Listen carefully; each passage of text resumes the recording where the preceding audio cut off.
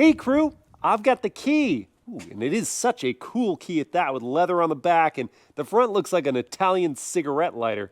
Anyway, to this Ferrari Roma Spider. And this week, we're gonna see what it's like to live with.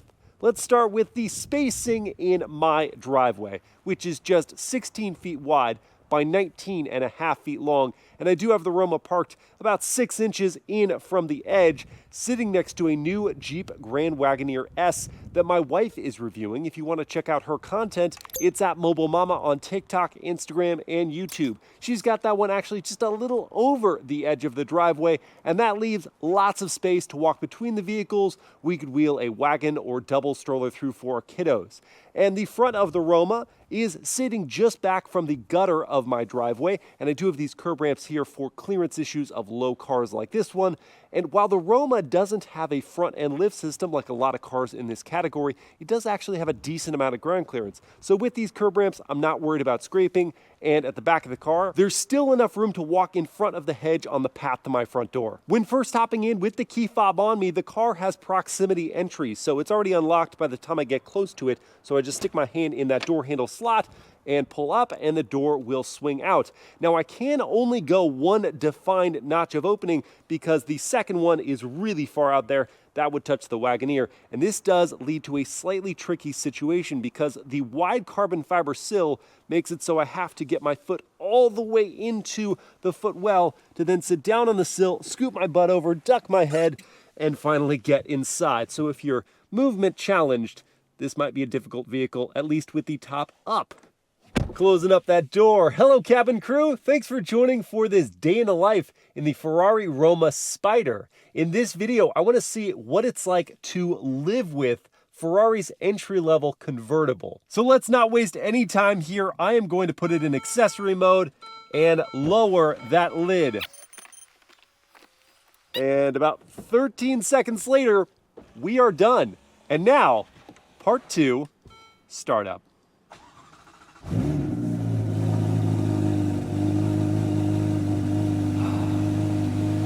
And it's so much better to hear that, wow, the fan? No, the flat plane crank V8 with the top down. And I'm just going to listen to the idle from outside for a moment.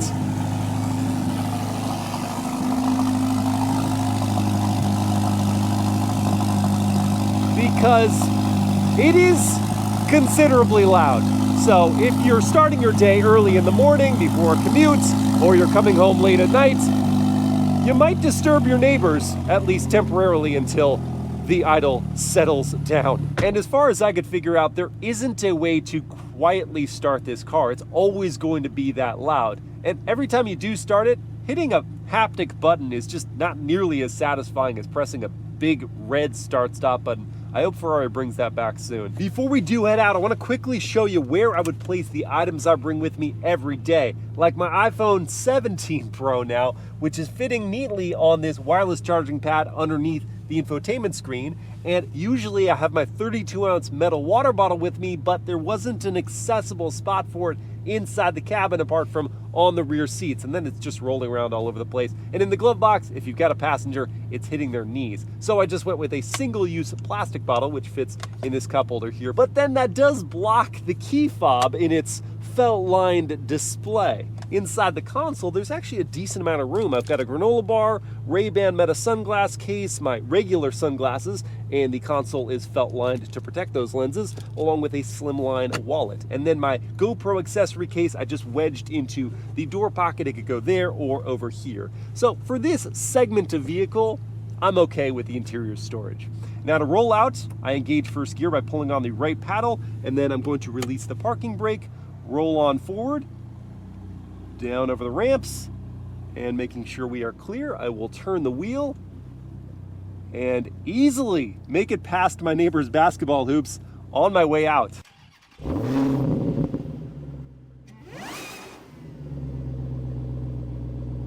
The agenda for this morning is very simple. I'm just gonna go get coffee. Decaffeinated coffee, of course. And even if it was cold outside, I would still have the top down because in the Roma, not only do you get heated seats, not only do you get a heated steering wheel, you also get a neck warmer. So there's warm air being blown onto my neck, and I feel fan-freaking-tastic. I also feel great because the car is so comfortable. I mean, starting with the seats, it's an ergonomic shape. It holds me well, it coddles me, supports me, buoys me up in all the right ways with good padding, not overly plush, with lots of adjustments to the seats themselves and the tilt and telescope of the steering wheel.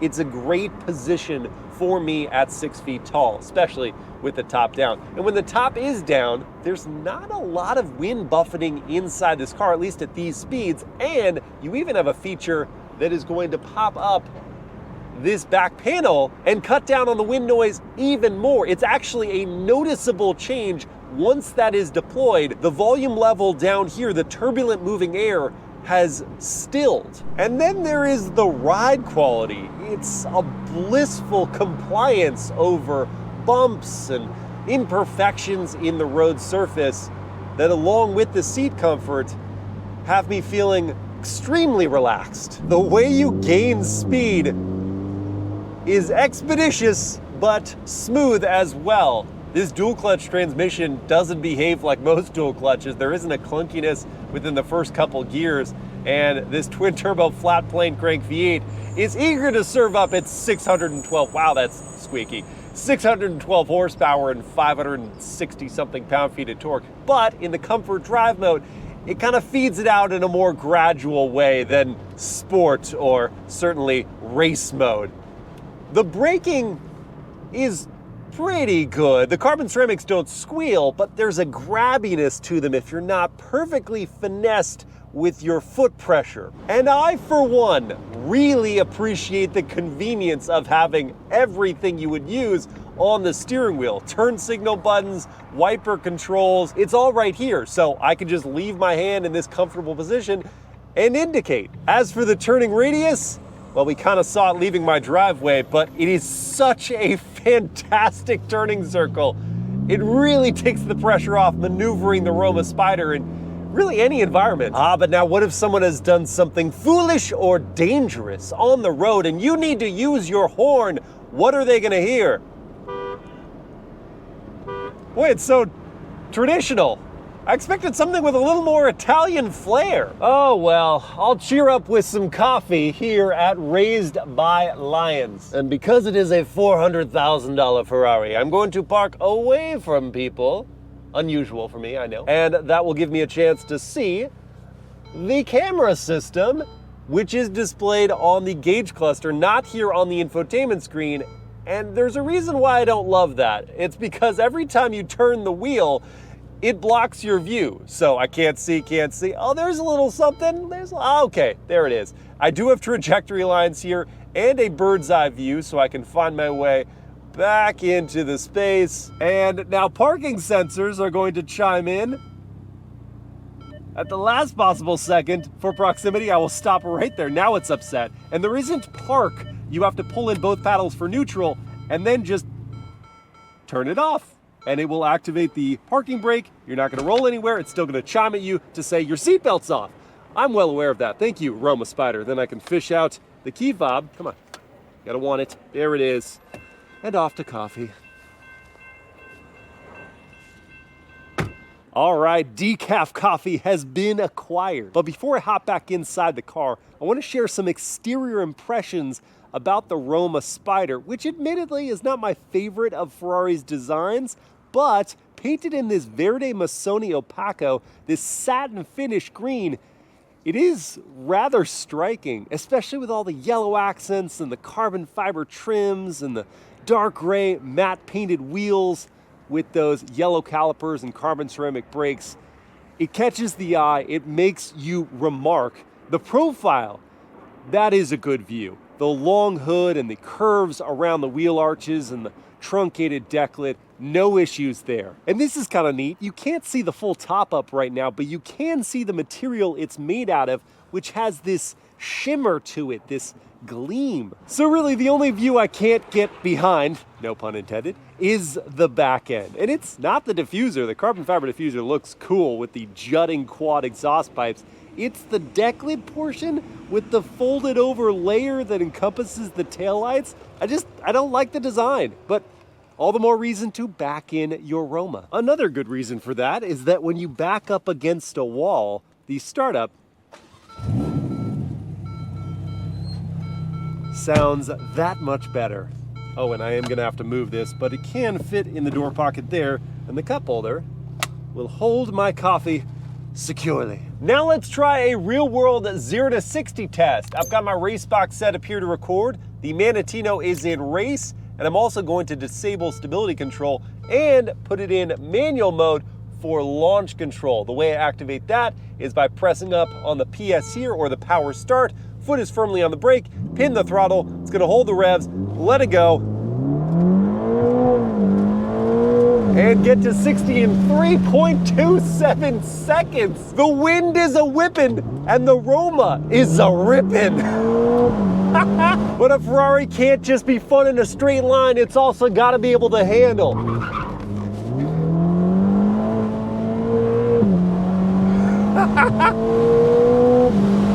And the Roma has that covered for sure. Once more, just to confirm, carrying speed into this curve before going hard on those carbon ceramics. Excellent scrubbing of speed. A little bit understeer before it then tucks it back in and corrects. Lift off over, cut it in.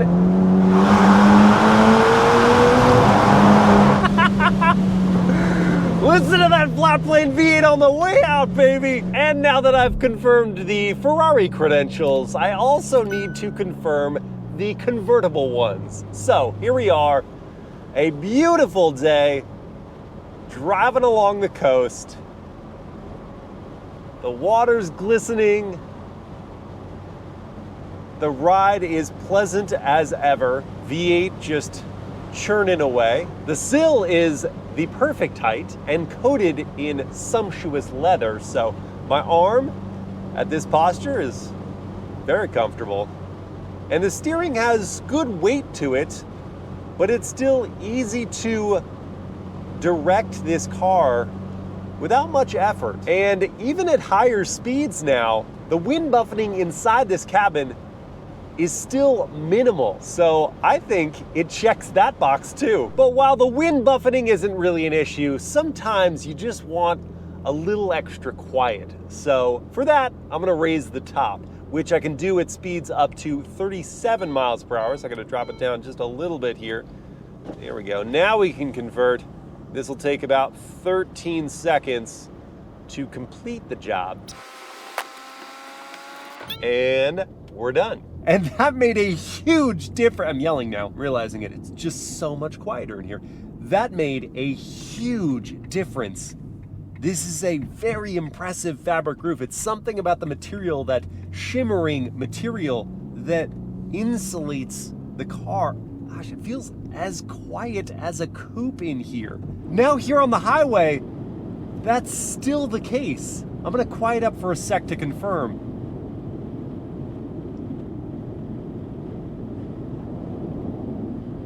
Yeah, I get wind noise. Not a lot of it though.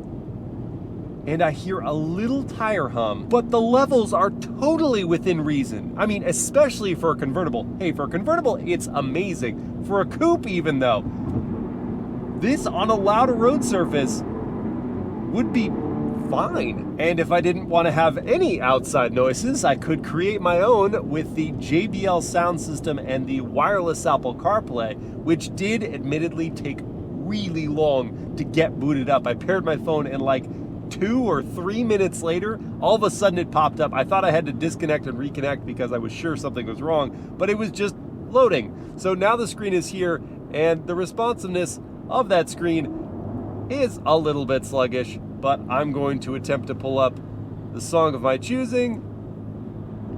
Giving it a moment, there we go. And then to adjust the volume, there is this dial on the back of the wheel. Go up to about, it's like 50, 55% right there.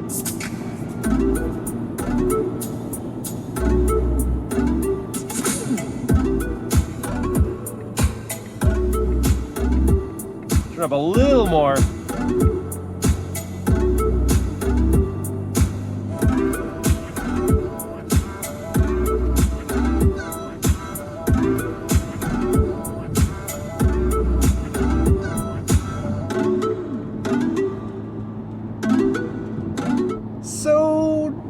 JBL isn't, the biggest name in ultra high fidelity sound systems, so my expectations were pretty low. But I will say for a JBL, that was pretty good. It had ample wattage, and the bass was thumping well against my leg. I did feel like the lows were a bit muddled, and the highs and mids were just adequate. So it is going to serve that purpose of blocking out any remaining outside noise. If you did plan to commute in this car, there is adaptive cruise control, which I can activate here. First, I actually have to go into the lockout because it's all touch, and so I'm glad they do have that feature so you're not accidentally adjusting something. Now I'll go into the cruise control. I will set that, and then I don't have to go to the throttle or brake to maintain this gap to the vehicle in front of me.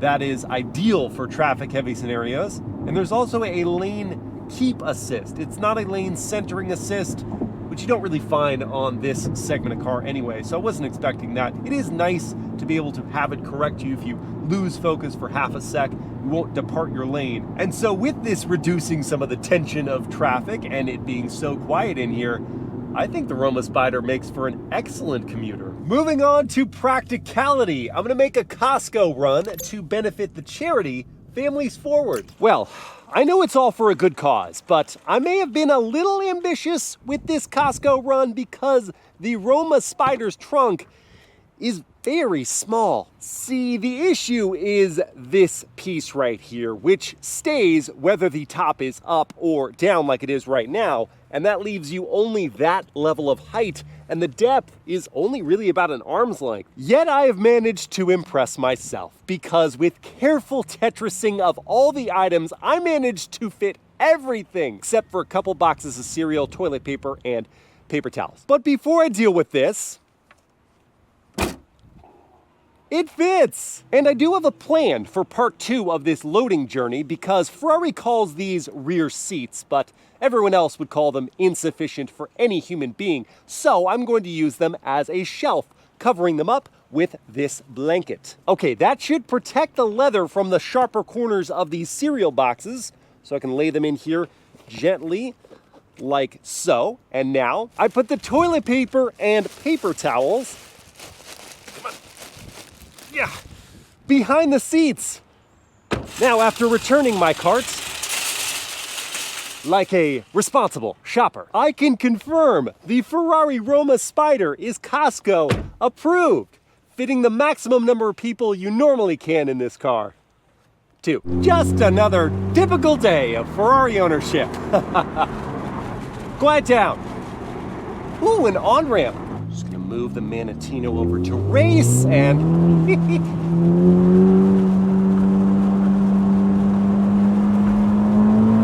Yeehaw! And I think I found the perfect person to occupy that one seat. Mobile Mama! Hi. Welcome. My hair's in my mouth. Oh, yeah, hang on, wait, I can fix this. What?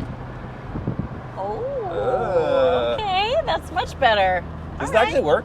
Yeah, actually, I think it does. It does look like it works. Yes, welcome to the Ferrari Roma Spider. Happy to be here. We are on our way to the Young Life Orange County 10th anniversary celebration. It's a gala of sorts. That's why we are in our semi-formal attire. And you look fantastic, my dear. Really, I do love that floral dress on you. It looks so good. Not seasonal, but it's what I have. Yes, we are on our way to that celebration. Young Life, if you don't know, is the Christian charity for foster youth. Christina volunteered for them for a long time. They have a junior high ministry and they have a high school ministry. They also work with single moms. I also did the one with the kids with disabilities. We just gave to this organization. I know just Christina being a part of it, and now I know all of what they do. That's awesome. Yeah. And we are in a Ferrari on our way there. Yeah. Which feels pretty odd, but this car is not odd. What do you think of the interior?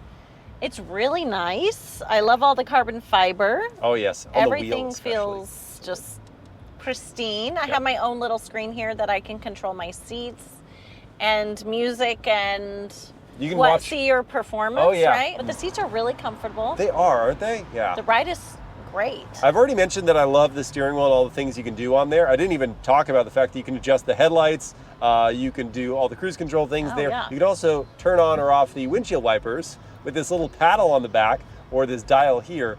but I don't love all the touch controls. It cheapens it for me. I feel like a well-designed physical control is higher quality, says more than just a blank screen that illuminates occasionally. Now we're about to have some real movement.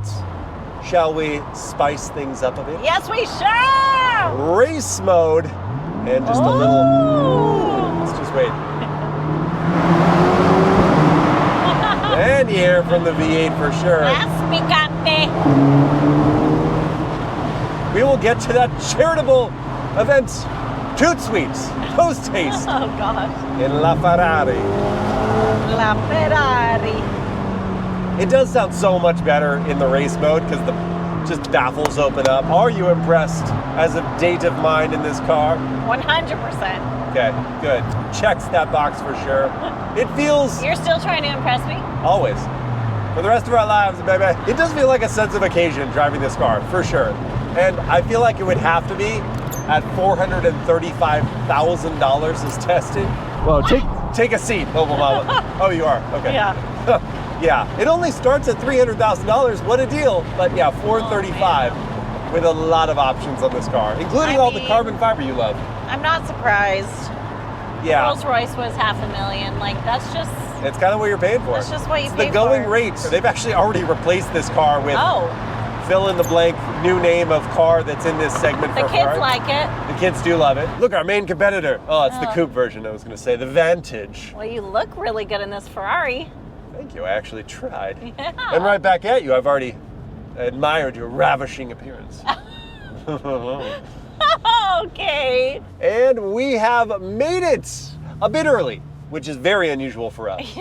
But let's go celebrate what God has done. Yes, let's do it. Well, crew, at the beginning of this video, I pondered what it would be like to live with Ferrari's entry-level convertible. And after quality time spent behind the wheel, it would appear the broad brushstrokes are beautiful, and there's only need for minor touch-ups. A smooth yet potent twin-turbo V8 treads softly around town, but stampedes when space permits. The ride is compliant yet planted, and while understeer is possible, it can always be cured with throttle. Perhaps the most impressive and appreciable quality to the Roma Spider is its serene drive, with the top up or down. With the top up, there's pretty much the insulation of a coupe, and when the top is down, there's minimal wind buffeting. Daily operation would really only be frustrated by the myriad of loud chimes and dings for just about everything.